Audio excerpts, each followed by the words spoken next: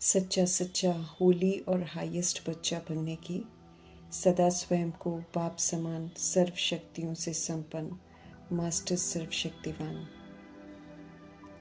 अनुभव करने की, सदा हर कमजोरियों से मुक्त बन अन्य आत्माओं को भी मुक्ति दिलाने की, मुक्तिदाता बनने की, सदा स्वमान की सीट पर सेट रहने की, सदा अमर भव के वरदान के अनुभव स्वरूप रहने की, अपनी उमंग उत्साह पुरुषार्थ का समाचार देने की, दिल की पदम पदम गुना याद प्यार का पात्र बनने की, राजयोगी सुराज्य अधिकारी बनने की, अव्यक्त बाप दादा की हम आत्माओं के लिए आज की अव्यक्त मुरली से शिक्षाएं। ऑलमाइटी सत्ता अर्थात ईश्वरीय सत्ता शक्तिशाली सत्ता है, सर्व प्राप्तियों से भरपूर करने वाली सत्ता है, सर्व शक्तियों से संपन्न करने वाली सत्ता है। ऑलमाइटी सत्ता के आधार से सभी आत्माओं को मालामाल बना सकते हैं। ये एक ऐसा पुण्य है जो पुण्य आत्मा बना देता है। दान पुण्य की सत्ता वाले भी राजाएं जो हुआ करते थे, उनके पास फुल पावर हुआ करती थी। वो अपनी सत्ता की फुल पावर से किसी को भी कुछ भी बना देते थे। बिल्कुल ऐसे ही हम आत्माओं को भी डायरेक्ट सर्वशक्तिवान परमपिता परमात्मा ने प्रकृति को जीतने की और माया को जीतने की विशेष सत्ता दी है, ताकि हम भी महादानी पुण्य आत्मा का पाठ बजाएं। साइलेंस की शक्ति शुद्ध संकल्प से हम भी किसी भी आत्मा का बाप से संबंध जोड़कर मालामाल बना सकते हैं। जो परमपिता परमात्मा संग संबंध जोड़ लेते हैं वे स्वतः ही मालामाल बन जाते हैं।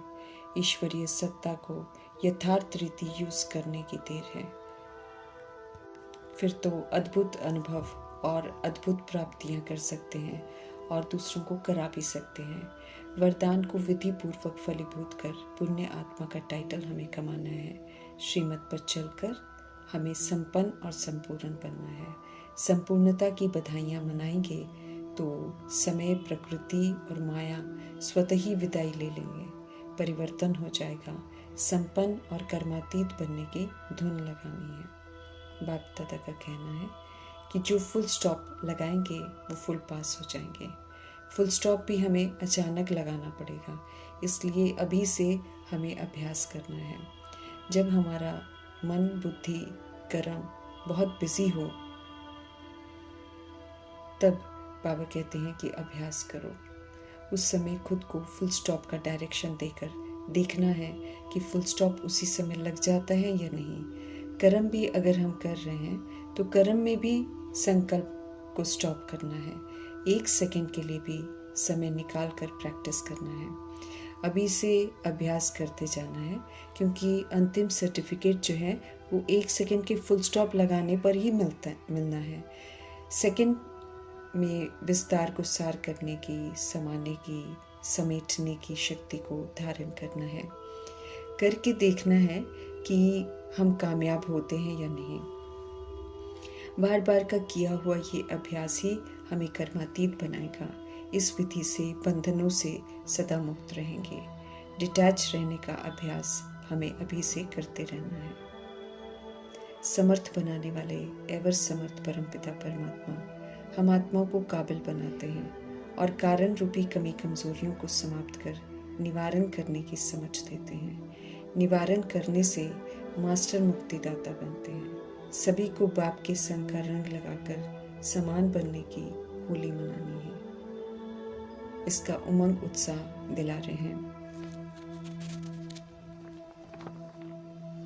सर्व खजानों के मालिक बाप दादा सभी आत्माओं को एक समान सारे खजाने देते हैं, ताकि हम सब उन खजानों को यूज कर उन्हें अपना बनाएं और फिर सेवाओं में लगाकर उसे जमा भी करें। तो हमें चेक करना है कि कहाँ तक हम उनसे संपन्न बने हैं, क्योंकि समय प्रमाण बाप दादा हम आत्माओं को सारे खजानों से संपन्न देखना चाहते हैं। परमात्म खजाने अविनाशी खजाने हैं और ये अनेक जन्म साथ चलने वाले हैं। खजानों की लिस्ट अपने सामने इमर्ज रखना है ताकि जमा करने का अटेंशन बना रहे। सर्व खजाने अर्थात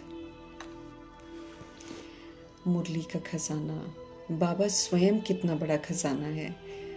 फिर मधुबन खजाना है, ज्ञान का खजाना, गुणों का खजाना, शक्तियों का खजाना, धारणाओं का खजाना, सेवा का खजाना, तन का खजाना, मन का खजाना, धन का खजाना, जन का खजाना, समय का खजाना, संकल्पों का खजाना, श्वासों का खजाना, वाणी का खजाना, श्रेष्ठ कर्मों का खजाना, दुआओं का खजाना, शुभ भावनाओं का खजाना, खुशी का खजाना, पवित्रता का खजाना, संतुष्टता का खजाना, वरदानों का खजाना, स्वमान का खजाना, दिव्य बुद्धि का खजाना, भगवान के साथ सारे संबंधों का खजाना। वैरायटी खजाने दे रखे हैं बाबा ने हम आत्माओं के जीवन को ही खजाना बना दिया है। इसलिए संकल्प है, बोल है, कर्म है, इन सब को हम सफल कर सकते हैं। श्रीमद् प्रमाण संकल्प बोल कर्म करके इस खजाने से हम स्वयं को भरपूर कर सकते हैं और औरों को भी भरपूर कर सकते हैं। बाप दादा समझ देते हैं कि खजाने जमा करने के लिए हमारा अटेंशन सदा बना रहे। खजाने जमा करने के लिए हमें निमित्त और निर्माण बनना है।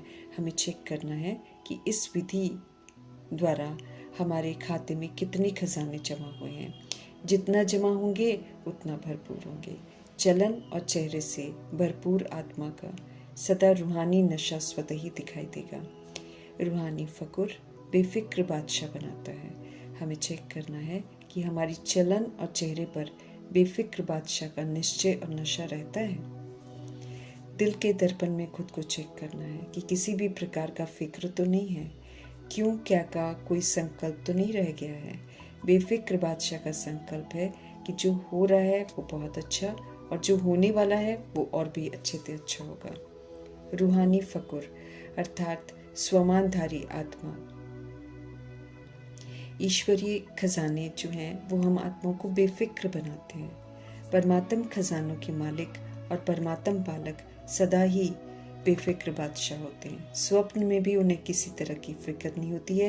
वे सदैव निश्चय बुद्धि होते हैं, निश्चिंत होते हैं।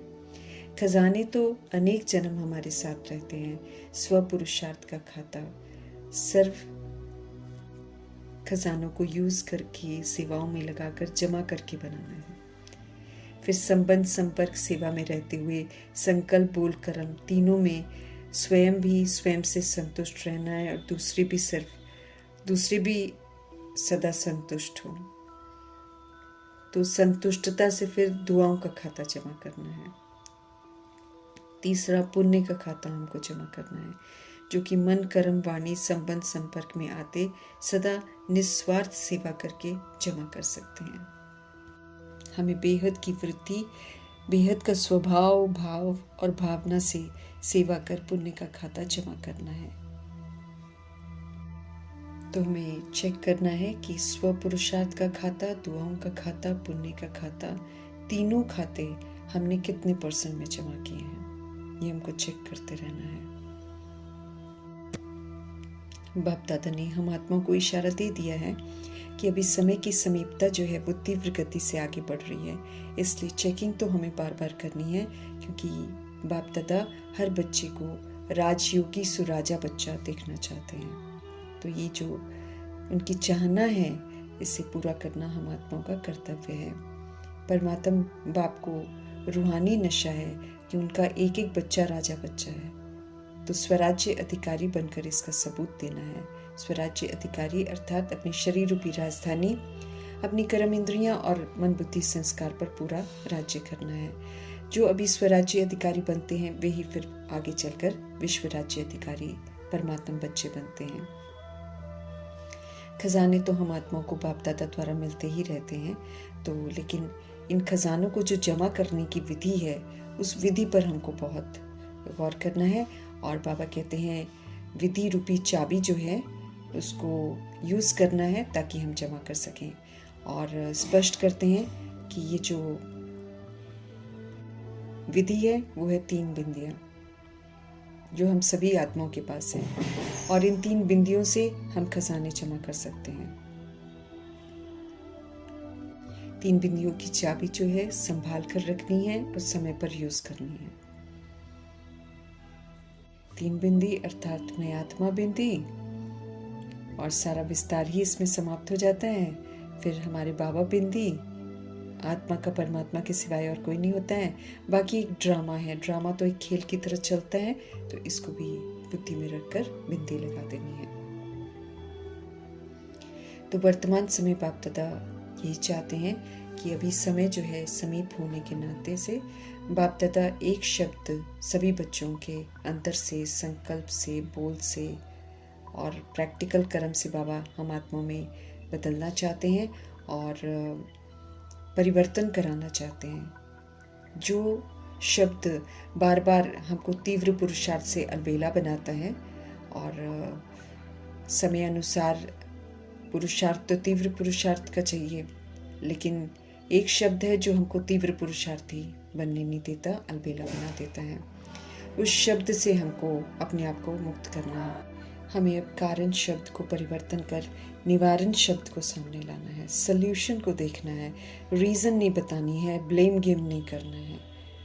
कारण हमें समझ में आ गया है कि कैसे सब कुछ बिगड़ा है, अब सुधारने के बारे में सोचना है। क्या कारण है उसका, क्यों, क्या, कैसे नहीं करना है, उसमें वक्त नहीं व्यर्थ नहीं गंवाना है। बाप दादा संकल्प तक ये कारण शब्द को निवारण में परिवर्तन करना चाहते हैं। इवन संकल्प में भी कारण नहीं आना चाहिए, बोल कर्म में तो आना ही नहीं चाहिए, लेकिन संकल्प में भी नहीं आना चाहिए। कारण भिन्न भिन्न प्रकार के होते हैं ना, और वो कारण शब्द जो है वो सोचने में, बोलने में, फिर कर्म में आने में तीव्र पुरुषार्थ के आगे बंधन बन जाता है। ये एक बंधन बन जाता है। जबकि हम आत्माओं का बाप दादा से वायदा है कि हम सभी बाप के साथ विश्व परिवर्तन के कार्य में साथी जरूर बनेंगे। बाप के साथ ही बनना है हमको। तो हमें खुद के कारण का तो निवारण करना ही करना है, लेकिन विश्व के परिवर्तन के कार्य के लिए तो हमें सभी आत्माओं के कारणों को भी निवारण करना है। क्योंकि बाप दादा कहते हैं कि मेजॉरिटी आत्माएं जो हैं दुखी हैं, अशांत हैं, और सभी आत्माएं मुक्ति चाहती हैं, दुख शांति से, सर्व बंधनों से मुक्ति चाहती हैं।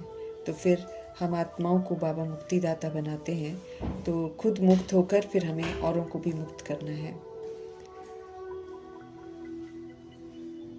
बाप दादा हम आत्मा को कहते हैं कि दुख शांति बढ़ते हुए देखकर मेजॉरिटी सोल्स जो हैं मुक्तिदाता आत्माओं को याद करती हैं, और मन में दुखी होकर चिल्लाते भी हैं, मुक्तिदाता मुक्ति दो।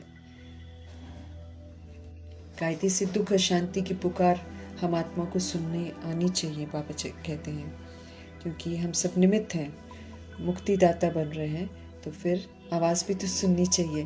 तो इस कारण शब्द को बाबा कहते हैं ख़त्म करो, तो स्वतः ही फिर मुक्ति का आवाज़ कानों में गूंजेगा।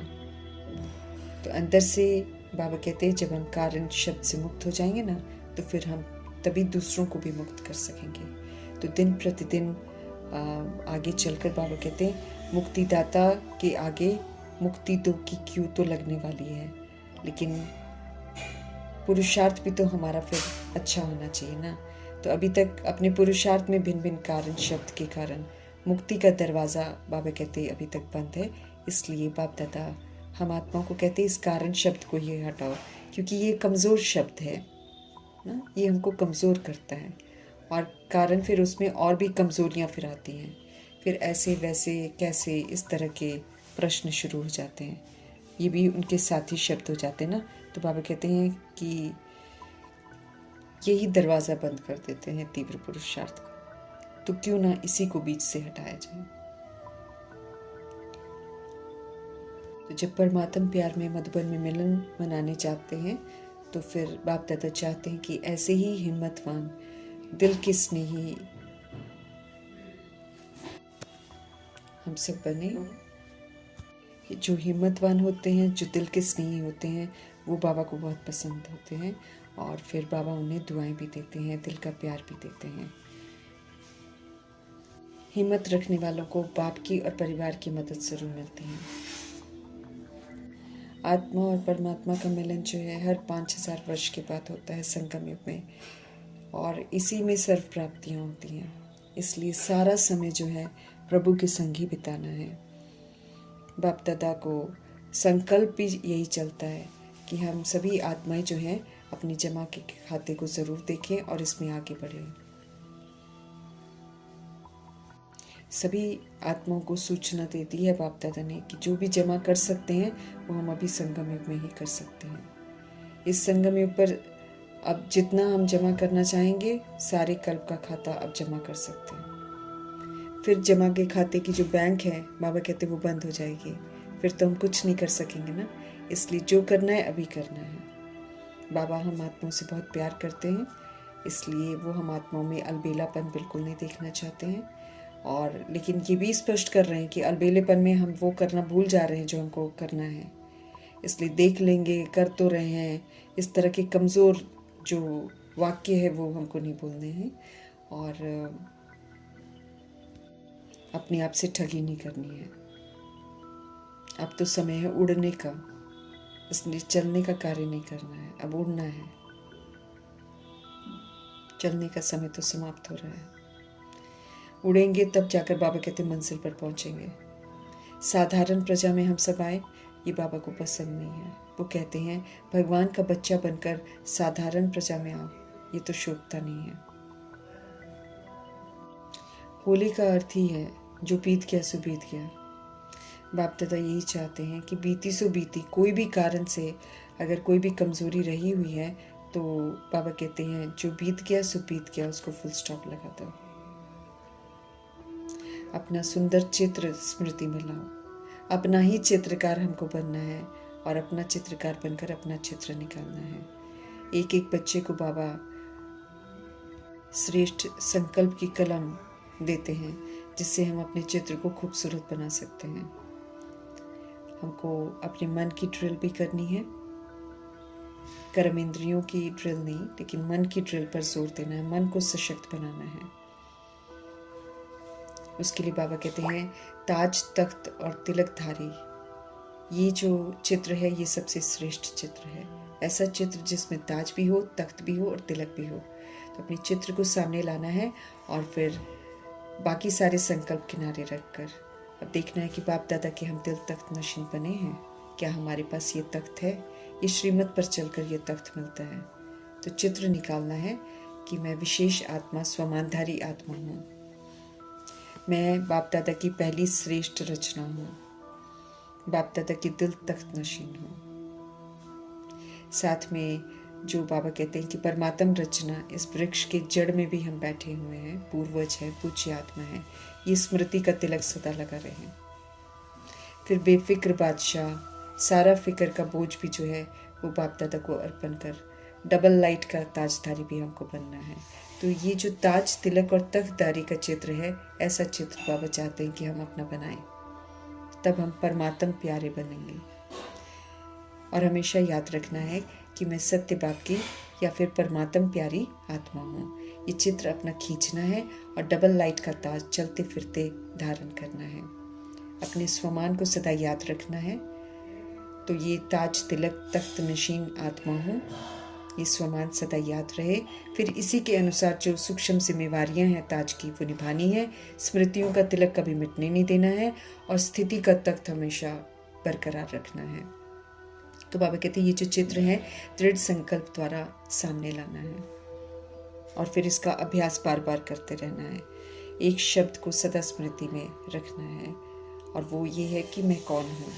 और ये मैं कौन के कितने सारे भिन्न भिन्न सुंदर सुंदर स्वमान, सुंदर सुंदर टाइटल दिए हुए हैं।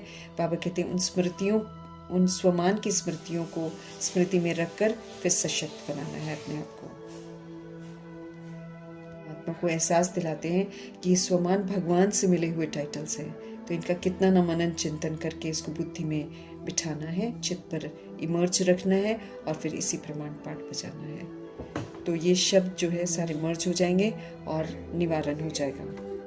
बाप दादा कहते हैं कि अगर हम स्वमान की लिस्ट को अपनी बुद्धि में रखकर मनन करते रहेंगे तो कितने सशक्त बन जाएंगे। और कारण जो है वो मर्ज हो जाएगा, निवारण हो जाएगा। हर कर्म में निवारण दिखाई देगा। और निवारण का स्वरूप जब बन जाएंगे तो सभी आत्माओं को निर्वाण धाम, मुक्ति धाम में सहज जाने का रास्ता बता सकेंगे।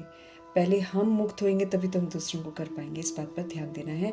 हमको दृढ़ संकल्प करना है, क्योंकि दृढ़ता जब होती है, बाबा कहते हैं, तभी सफलता मिलती है। दृढ़ संकल्प में कभी भी कमी ना आए। माया का काम हम आत्माओं को हार खिलाना है, लेकिन बाबा हम आत्माओं को इतना सशक्त बनाते हैं कि हम माया पर जीत प्राप्त करें और बाप के गले का हार बन जाएं।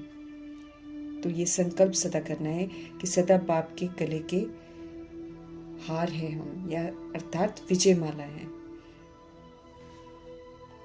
गले का हार विजयी हार है, वो हारने वाला हार नहीं है। सूर्यवंशी घराने में जाना है, लक्ष्मी नारायण के घराने में जाना है, तो बाप दादा की विजय माला का मणका बनना पड़ेगा, पूज्य आत्मा बनना पड़ेगा। बाप दादा हम आत्मा को समझ देते हैं कि भगत जो होते हैं विजय माला के मणके जपते जपते अपनी समस्याओं को समाप्त कर देते हैं। तो इतनी श्रेष्ठता है मणकों में कि उनकी समस्याएं समाप्त हो जाती हैं। तो फिर होली की गिफ्ट देनी है बाप दादा को, और बाबा यही गिफ्ट मांगते हैं कि जो कारण शब्द है, ये जो एक्सक्यूजेस हम डालते हैं, जो बहाने हम करते हैं, इसको हम ख़त्म करें, ब्लेम गेम को ख़त्म करें, अपनी रिस्पॉन्सिबिलिटी को स्वीकार करें और फिर श्रीमद् प्रमाण चलें। बाप समान बनते हैं, श्रेष्ठ संकल्प करते हैं, तो फिर पदम पदम गुना मुबारक के पात्र बनते हैं। हमें इसी रूहानी नशे में रहना है कि हमारे जितना पदम पदम भाग्यवान कोई नहीं है। राजयोग का अभ्यास करते हुए मन को एकाग्र करने का मालिक बन, मन को जहाँ चाहो, जितना समय चाहो, जैसे चाहो वैसे अभी अभी मन को एकाग्र करने का अभ्यास करना है। कहीं भी मन जो है चंचल न बने, उसकी चंचलता को समाप्त करना है। सदैव मीरा बाबा, मीठा बाबा, प्यारा बाबा, इस स्नेह के संग के रंग की आध्यात्मिक होली सबके साथ मिलकर मनानी है। उमंग, उत्साह और पुरुषार्थ का समाचार देकर बाप दादा के दिल का पदम पदम गुना याद प्यार प्राप्त करने का पात्र बनना है। राजयोगी सुराज्य अधिकारी बनाने वाले अव्यक्त बाप दादा जी का धन्यवाद।